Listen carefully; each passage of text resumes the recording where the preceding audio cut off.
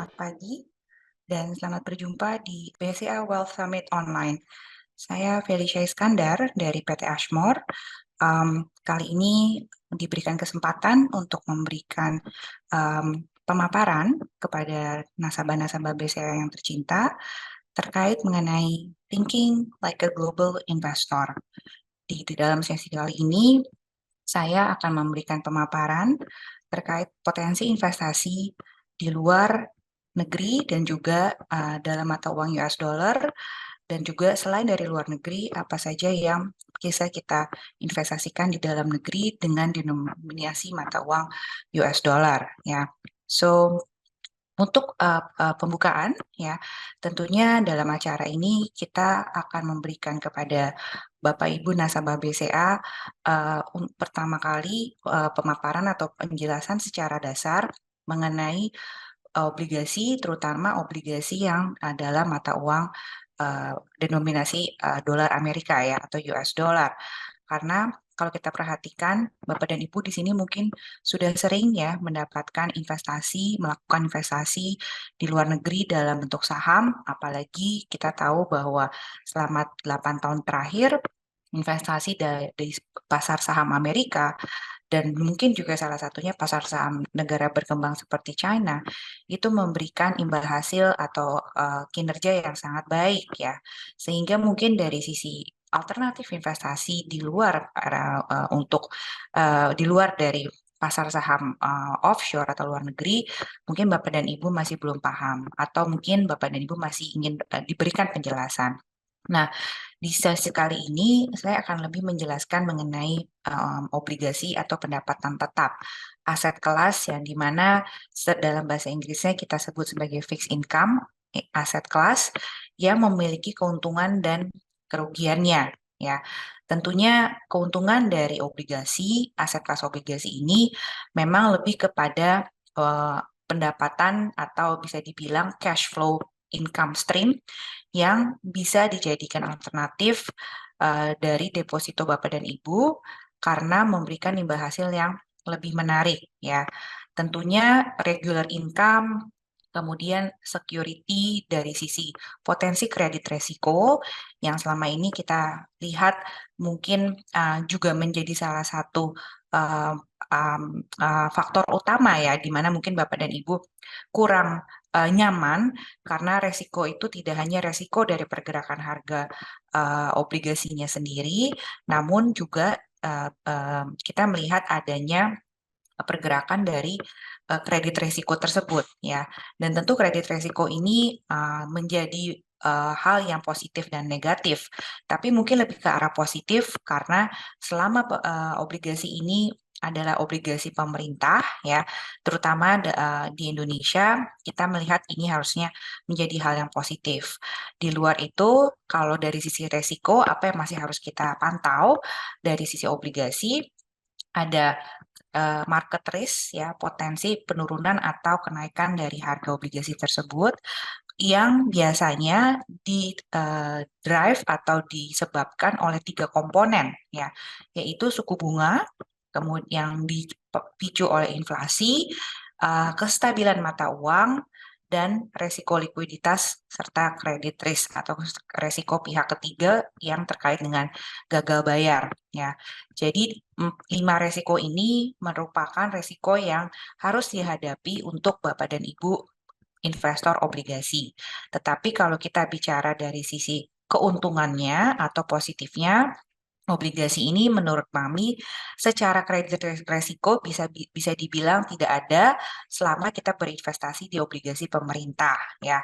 Kemudian kita juga bisa mendapatkan tadi yang kita sering sebut kupon ya. Kalau deposito itu kupon Bapak Ibu mendapatkan bunga ya. Kalau dari obligasi mendapatkan yang namanya kupon. Bisa jatuh tempo setiap 3 bulan, 6 bulan sampai setiap diberikan setiap 3 bulanan atau 6 bulanan atau bahkan bisa 1 bulanan ya. Tentunya ini secara imbal hasil harusnya lebih baik daripada deposito. Ketiga, kalau kita bicara dari obligasi dari sisi perpajakan itu juga lebih menguntungkan daripada investasi di deposito ya, karena perpajakan untuk obligasi itu kuponnya hanya dikenakan 10%. Kalau kita deposito, bunga deposito itu dikenakan pajak 20% ya. Jadi di luar itu dalam konteks portofolio diversifikasi, tentunya kepemilikan di obligasi ini juga bisa menjadi penambah kedinamisan ya. Diversifikasi ini bisa menambah warna yang harusnya secara overall bisa meningkatkan kinerja dari portofolio Bapak dan Ibu sambil memberikan kestabilan karena adanya regular income atau pembagian kupon tersebut ya. Nah, kalau kita perhatikan ada jenis apa saja tipe-tipe obligasi, kemudian dari sisi spektrum resiko yang memang kita lihat untuk obligasi Indonesia secara overall kita tahu high risk high return ya Bapak dan Ibu. Sehingga kalau kita lihat dalam spektrum resiko di chart yang atas, kita memang melihat untuk Indonesia itu masuk di kategori resiko yang relatif lebih tinggi dibandingkan let's say negara maju seperti Amerika, US, Eropa maupun Australia ya. Jadi Indonesia itu masuk dalam kategori emerging market bond sehingga secara overall bisa memberikan imbal hasil minimum 5% ya. Ini merupakan data rata-rata historis kurang lebih dalam US dollar ya. Dan tentunya dengan adanya obligasi pemerintah dan obligasi korporasi, kami melihat dua tipe obligasi ini menjadi salah satu alternatif Bapak dan Ibu untuk berinvestasi kalau memang Bapak dan Ibu memiliki tujuan investasi jangka panjang seperti pendidikan, sekolah ke luar negeri, untuk anak-anaknya, kemudian juga kesehatan, medical check up Bapak dan Ibu yang biasanya juga rata-rata banyak dilakukan di luar negeri, ini merupakan salah satu aset yang atau kendaraan yang Bapak dan Ibu bisa ambil sebagai uh, investment instrumen untuk mencapai tujuan investasi jangka panjang tersebut. Balik lagi, karena sifatnya ini lebih secara profil pergerakan harganya relatif lebih rendah ya rata-rata historis dibandingkan saham, maka secara imbal hasil pun kalau dibandingkan saham juga relatif historically lebih rendah ya. Namun balik lagi dengan keuntungan pembagian kupon setiap secara reguler yang sifatnya itu adalah tetap dalam arti pembagian waktunya tetap, kemudian jumlah pembagiannya itu tetap, maka ini adalah pemberian diversifikasi untuk menjaga kestabilan portofolio Bapak dan Ibu. Tentu kalau kita mau bicara ranahnya corporate bonds, memang ada resiko mengenai gagal bayar tadi pihak ketiga. Tapi kalau kita bicara konteksnya hanya government bonds, berinvestasi di sana, tentunya ini lebih aman dan bisa dibilang kredit resiko gagal bayarnya bisa dibilang hampir tidak ada. Nah, dalam sesi ini, karena kita tadi bicara mengenai potensi alternatif investasi di luar saham, yaitu adalah obligasi dan obligasi dalam mata uang dolar. Kenapa? Karena dalam hal ini produk kami, Cashmore Dana USA Nusantara, ini memang merupakan salah satu produk yang bisa dijadikan alternatif Bapak dan Ibu untuk uh, diversifikasi portofolio US dollar investmentnya Bapak dan Ibu, terutama yang untuk diambil dalam arti horizon investmentnya jangka panjang ya. Jadi dalam hal ini kita juga ingin memberikan dua slide ya. Kenapa kita harus berinvestasi di obligasi dari sudut pandang kesempatan atau momentum siklus pasar yang tepat atau tidak di semester kedua kuartal 4 ini ya. Karena kalau kita lihat memang ada dua faktor ya Bapak dan Ibu. Karena ini kita akan bicara investasinya itu obligasinya mata uangnya dolar Amerika, maka kita masih harus melihat kondisi dari suku bunga dan inflasi di Amerika ya. Yang dimana kalau kita lihat di sini trajektori dari atau proyeksi inflasi di Amerika itu kelihatannya masih cukup resiko untuk ada kenaikan inflasi ini akan sedikit lebih tinggi ya, sehingga momentum untuk Bapak dan Ibu masuk ya, mengambil kesempatan karena ini sifatnya adalah investasi jangka panjang dan dolar, ini merupakan kesempatan untuk Bapak dan Ibu kembali mengambil diversifikasi di uh, Indon ya, obligasi pemerintahnya Indonesia, tapi mata uangnya dolar Amerika Serikat. Karena mau nggak mau kita perhatikan di sini dengan adanya musim dingin yang akan datang di Amerika, di semua negara Barat ya, harga komoditas, harga BBM, kebutuhan untuk energi itu biasanya relatif trennya secara cyclical itu tinggi. Jadi ada kemungkinan di Amerika ini inflasinya bisa naik karena harga oilnya akan naik, apalagi dari asosiasi OPEC itu masih melakukan production cut ya. Jadi ini menyebabkan inflasi yang kembali bisa merangkak naik di 2024 dan kalau inflasi naik kemungkinan di Amerika pun suku bunganya masih bisa naik ya.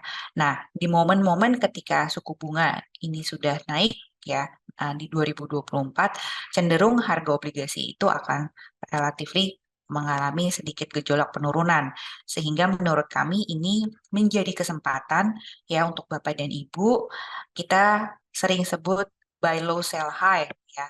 Jangan beli ketika atau tidak direkomendasikan berinvestasi ketika harga uh, investment instrumen itu sudah naik. Nah, buy low sell high ini menurut kami untuk obligasi terutama yang dolar mata denominasinya dolar ini akan menjadi kesempatan yang bisa Bapak dan Ibu raih dan ambil ya.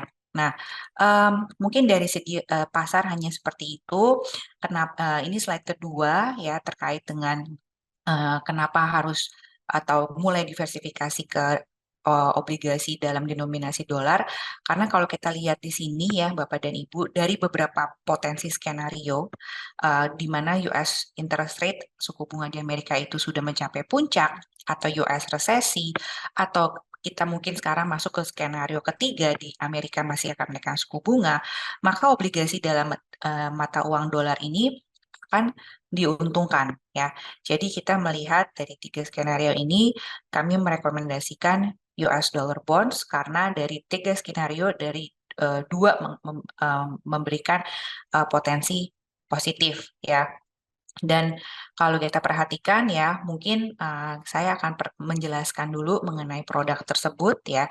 Kalau kita lihat produk Ashmore USD Nusantara ini memang bisa dibilang 100% itu isinya adalah obligasi pemerintah Indonesia ya, sehingga kredit gagal bayar atau kredit risk itu sudah bisa kita bilang kita nihilkan ya dan tinggal resiko kenaikan atau penurunan harga ya.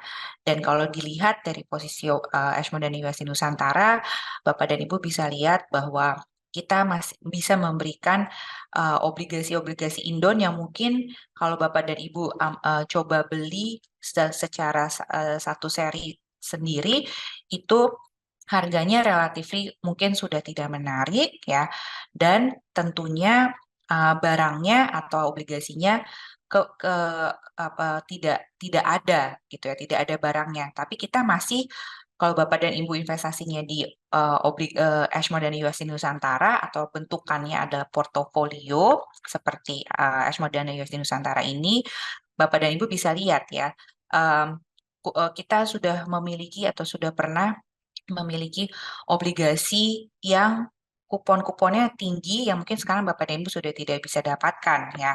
Seperti Indon 35 yang memberikan kupon 8,5% satu tahun. Ini semua dalam dolar ya Bapak dan Ibu. Kemudian Indon 38 yang memberikan 7,75% kupon ya. Ini tentunya relatif obligasi-obligasi yang Bapak dan Ibu mungkin akan sulit akses ya kalau tidak beli melalui reksadana ya.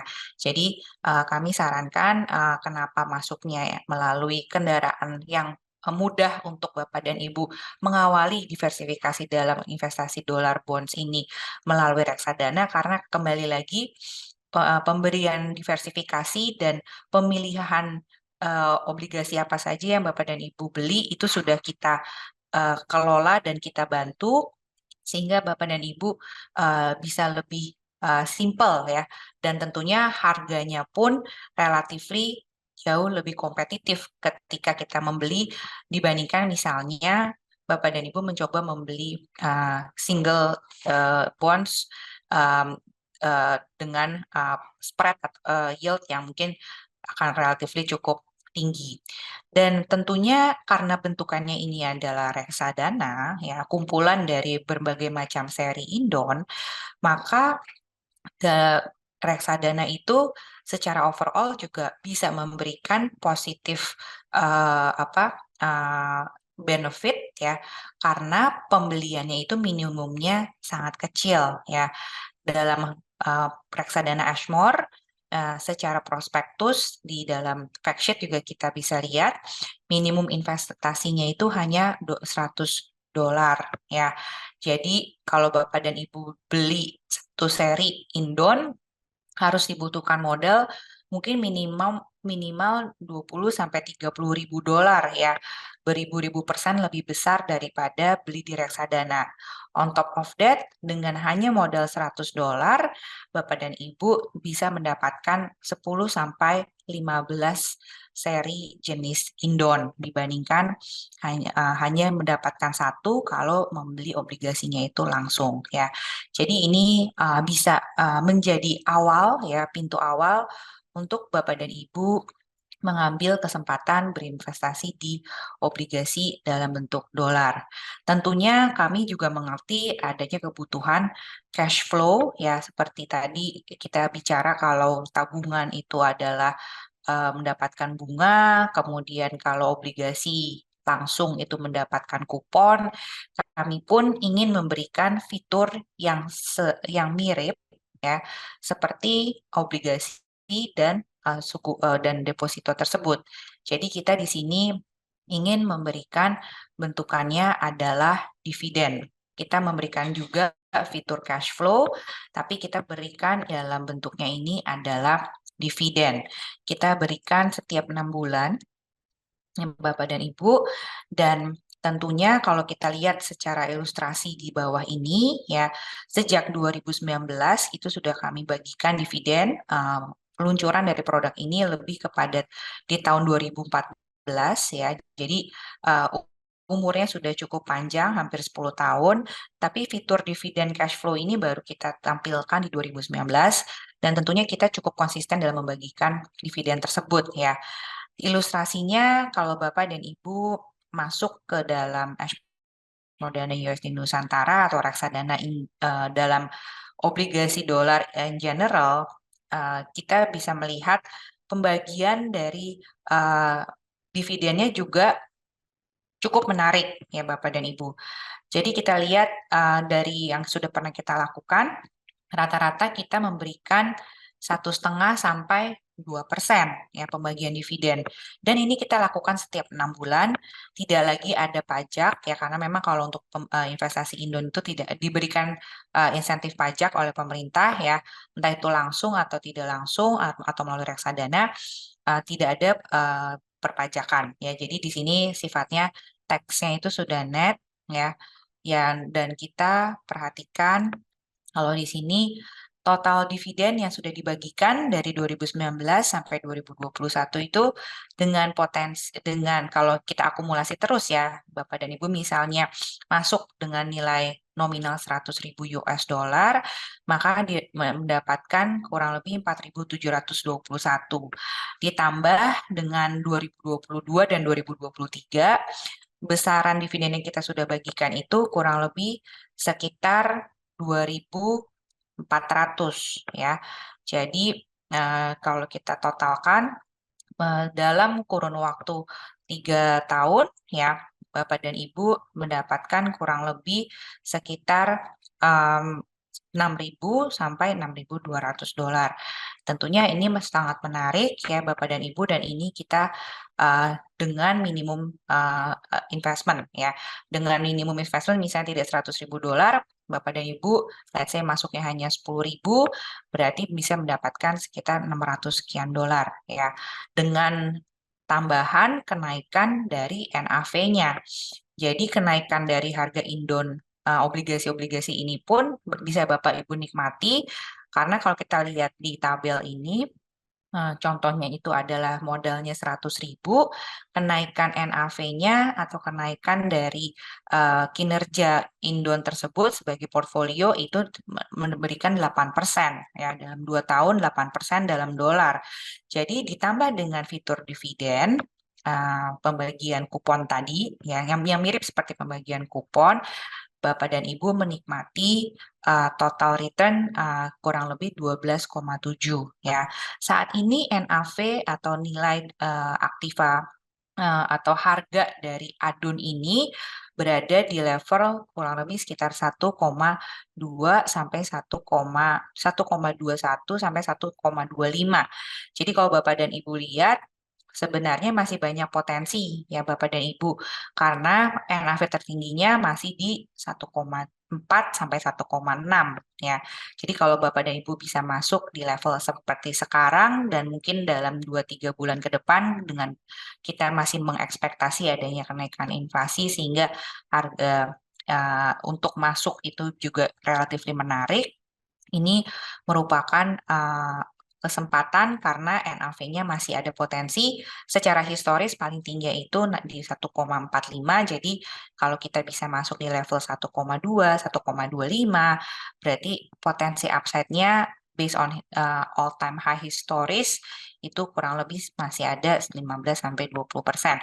Belum lagi ditambah dengan pembagian dividen yang di tahun ini kita naikkan dari 2% per tahun menjadi 3% per tahun. Ya, kami bagikan setiap 6 bulan, di bulan Juli dan di bulan Januari awal. Ya, jadi Juli awal dan Januari awal. Nah, balik lagi tadi kalau kita bicara secara historis, mungkin dalam kesempatan ini saya juga bisa memberikan kepada Bapak dan Ibu gambaran potensi dari investasi di obligasi dolar, ya, atau kita bicara di sini adalah sering kita singkat dengan nama Indon, ya. Jadi kalau kita lihat sampai akhir 2023, ya, di mana saat ini imbal hasil 5 tahun Indon itu, ya, jadi obligasi dengan tenor 5 tahun untuk mata uang dolar itu ada di kisaran 4,7, ya. Kami memproyeksi sampai akhir tahun itu bisa ke level antara 3 atau mungkin bisa ke 2, ya. Kalau memang kita bisa mendapatkan imbal hasil itu turun dari 4,7 ke 3, maka NAV atau kenaikan dari harga adunnya ini kurang lebih potensinya bisa kurang di level sekitar 7,6, ya. Kemudian dengan adanya pembagian dividen, kita bisa memberikan additional portfolio yield sekian, ya, 4,6. Jadi total return-nya itu Bapak dan Ibu bisa mendapatkan kurang lebih sekitar 12,2%, ya. Kalau memang tidak terjadi dan akhirnya kita kembali ke skenario buruk, ya, di mana ternyata imbal hasil itu tidaklah turun malah naik, let's say balik ke 5,3 tertingginya tahun lalu, maka kita melihat NAV itu kemungkinan akan minus, ya, di 2,5, tapi karena dia memberikan kupon, ya, atau dividen, pembagian dividennya ini bisa mengoffset penurunan dari NAV-nya. Jadi total-total Bapak dan Ibu terima dividen 4,6, NAV-nya turun atau harga adunnya itu turun 2,5, net-net Bapak dan Ibu secara total masih mendapatkan 2,1% positif return, yang tentunya ini cukup menarik dibandingkan kalau Bapak dan Ibu menabung deposito di dalam mata uang dolar, ya. Ini merupakan salah satu alternatif, ya, Bapak dan Ibu, kembali lagi sebagai global investor yang mungkin Bapak dan Ibu sudah memiliki banyak investasi di luar negeri, ya, dalam bentukan saham atau mungkin juga dalam obligasi atau mungkin alternatif investasi yang lain, di mana ketika kita melihat Indonesia relatif terhadap negara maju seperti Amerika dan negara berkembang seperti China, engine perekonomian global yang paling penting, itu kondisinya sedang banyak ketidakpastian, saya rasa sebagai global investor kita pun cukup bijak kalau bisa mengambil view atau kesempatan bahwa saya dengan offshore investment saya kembalikan ke onshore karena memang kondisi di luaran atau kondisi globalnya tidak sebaik dengan kondisi di dalam negeri ya. Walaupun kita akan menyambut pemilihan presiden ya di awal tahun depan, saya kira aset yang relatif bisa dibilang aman dalam arti tidak ada kredit resiko risk ya, hanya fluktuasi dari sisi pergerakan harga. Disinilah kami rasa kesempatan untuk Bapak dan Ibu ya, yang memang secara profil resiko mungkin relatif lebih moderat dan rendah. Kemudian Bapak dan Ibu juga ingin mendapatkan cash flow atau fitur uh, pemberian tunai ya, bentukannya itu dividen kalau di reksadana, maka mungkin ini bisa menjadi langkah awal ya Bapak dan Ibu untuk startnya dengan jumlah yang relatif tidak besar masuk ke obligasi uh, pemerintah dalam bentuk dolar. Pemaparan saya cukup sampai di sini, Bapak dan Ibu. Saya akan masuk ke Q&A ya.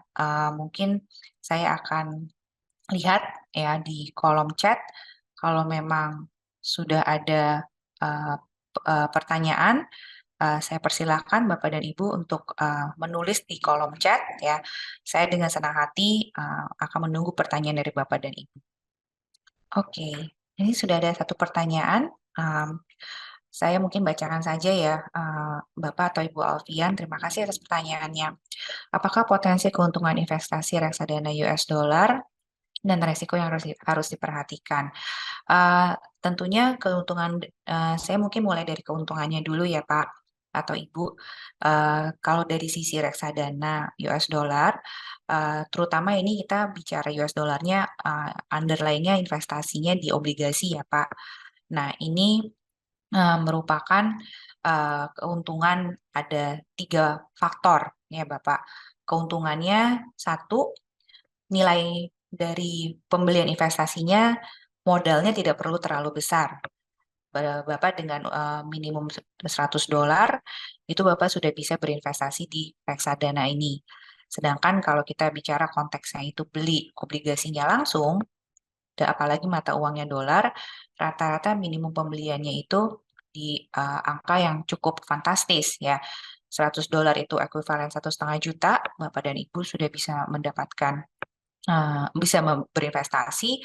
Kalau beli single atau obligasinya langsung satu seri itu mungkin minimumnya bisa 300 sampai 500 juta rupiah ya.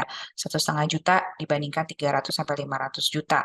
Saya rasa ini merupakan perbandingan yang cukup drastis dan ini menyebabkan kenapa reksadana dolar ini menjadi sangat menarik ya karena minimum investasinya itu jauh lebih kecil ya. Kedua, tentunya memang diversifikasi dari sisi underlying produknya. Karena kalau kita bicara reksadana, balik lagi dengan modal 1,5 juta, Bapak atau Ibu sudah bisa menikmati 10 sampai 15 seri obligasi ya.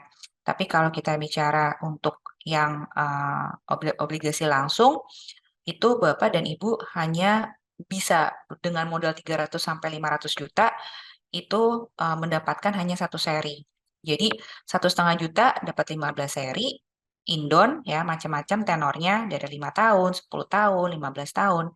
Tapi kalau Bapak dan Ibu beli reksadana sendiri, obligasi langsung 500 juta hanya bisa mendapatkan satu tenor ya. Jadi tentunya dengan hanya memiliki satu seri, diversifikasi kurang sehingga sangat rentan terhadap pergerakan di satu obligasi tersebut. Portofolionya jadi terkonsentrasi. Ya. Resiko yang harus diperhatikan sebetulnya lebih kepada resiko pasar ya Pak. Kalau bicara investasi reksadana US dollar, karena kita tiap hari itu kalau Bapak dan Ibu beli seri Indon satu seri Indon mungkin pergerakan harganya Bapak dan Ibu tidak terlalu perhatikan. Tapi karena ini bentukannya reksadana dan kita memang dimandatkan, diharuskan OJK regulator ya untuk selalu mempublish harganya setiap hari. Jadi semua itu mark to market, Bapak dan Ibu bisa melihat fluktuasi harganya naik turunnya secara harian. Dan ini biasanya menjadi resiko dalam arti resiko harga pasar Bapak dan Ibu selalu terekspos ya. Kalau mungkin di single indon karena Bapak dan Ibu ingin memegang sampai sampai eh, jatuh tempo ya. Rata-rata jarang ada yang melihat pergerakan harganya. Nah, ini sering dijadikan kalau saya lihat di lapangan dijadikan perbandingan ya dan sehingga itu yang menurut saya menjadi resiko. Di luar itu kalau konteksnya ini ada reksadana Ashmore dan USD Nusantara, resiko kreditnya bisa dibilang hampir tidak ada karena kita hanya berinvestasi di obligasi pemerintah ya. Pertanyaan kedua di sini ingin tanya untuk investasi di instrumen USD ya, lebih cocok untuk time horizonnya seperti apa? Balik lagi ke satu Bapak atau Ibu Fatan, uh, sebetulnya untuk time horizon itu balik lagi juga ke profil resikonya Bapak dan Ibu ya. Sebetulnya biasanya orang berinvestasi di instrumen US dollar itu memang karena ada kebutuhan jangka panjang. Jadi apakah jangka pendek itu juga cocok? Cocok aja kalau memang Bapak dan Ibu mungkin lebih sifatnya perlu perlu dolar untuk hal-hal yang mungkin sifatnya traveling ya, ingin jalan-jalan ke luar negeri pasca COVID, itu mungkin investasinya hanya 6 bulan sampai 1 tahun ya.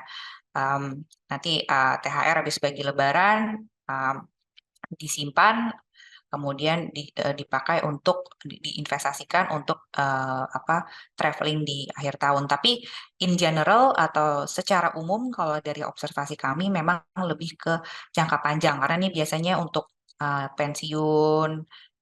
Kalau udah pensiun kan kebutuhannya lebih tinggi ya sudah tidak ada pemasukan, pendidikan dan kesehatan biasanya lebih ke sana sih Bapak dan Ibu. Fatan, semoga menjawab. Bedanya berinvestasi di Ashmore Dana USD dan investasi di Indon. Sebetulnya secara underlying sama ya Pak. Jadi Pak Rizky. Jadi sama-sama obligasi isinya ya kalau kita perhatikan. Tapi perbedaannya tadi Pak, minimum investasinya berbeda ya. Itu sudah menjadi pembeda yang paling besar.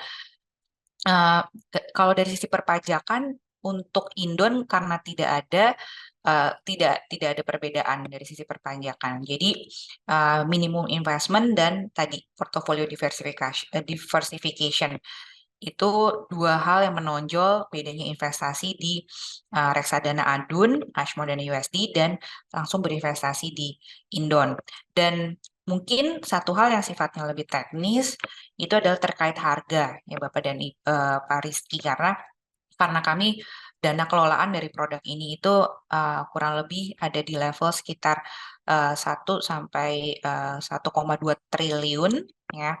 Sehingga ketika kami membeli Indon, tentunya kami lebih memiliki akses untuk mendapatkan harga Indon jual belinya yang lebih kompetitif dibandingkan kalau misalnya Bapak membeli satu single seri langsung yang mungkin karena apa keterbatasan dari sisi akses pembelian ya maksudnya kita mungkin Bapak hanya membandingkan satu atau dua bank yang tentunya Bank BCA yang paling memberikan imbal hasil dan harga yang paling sesuai.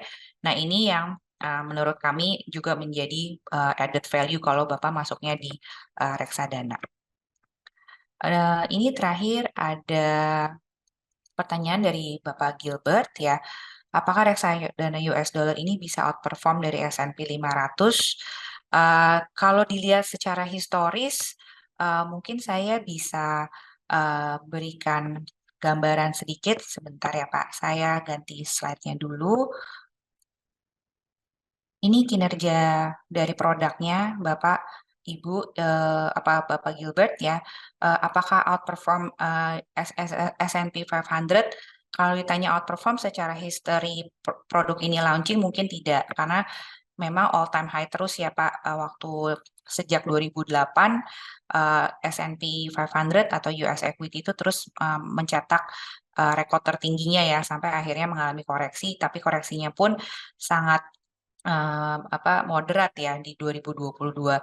Cuma balik lagi, kita dengan aset kelas yang berbeda dan setiap kelas aset itu memiliki siklus siklus momentum positif dan negatifnya itu juga berbeda-beda. Saya rasa dengan fitur pembagian dividen, di mana 1 tahun itu kita berikan dividen 3%, setahun 3%, berarti 1,5% setiap 6 bulan. Mungkin ini bisa menjadi cushion ya, diversifier portofolio S&P 500 Bapak dari sisi volatilitas dan aset diversifikasi, karena ini relatively untuk profil resiko yang moderat. Jadi kinerja sejak peluncuran masih sangat baik ya, 33% dibandingkan 24,8 ya untuk yang Indon seri 5 tahun ya. Tapi kalau ditanya outperform mungkin tidak. Tapi apakah secara fitur pembagian cash flow itu bisa menjadi salah satu alternatif dan menjadi cushion ketika equity misalnya Amerika itu harus masuk ke potensi resesi, Amerikanya ekonominya tidak membaik dan biasanya aset yang sensitif terhadap equity terhadap pertumbuhan yaitu equity bisa turun. Ini harusnya bisa menjadi alternatif. So saya rasa itu harusnya bisa menjadi diversifikasi sih Pak menurut saya. Oke, saya rasa sudah tidak ada pertanyaan. Mungkin saya tutup sesi di siang hari ini. Terima kasih dan Bapak dan Ibu nasabah BCA yang sudah menghadiri dan berpartisipasi di acara BCA World Summit 2023 online. Saya Felicia Iskandar dari PT Ashmore, izin undur diri.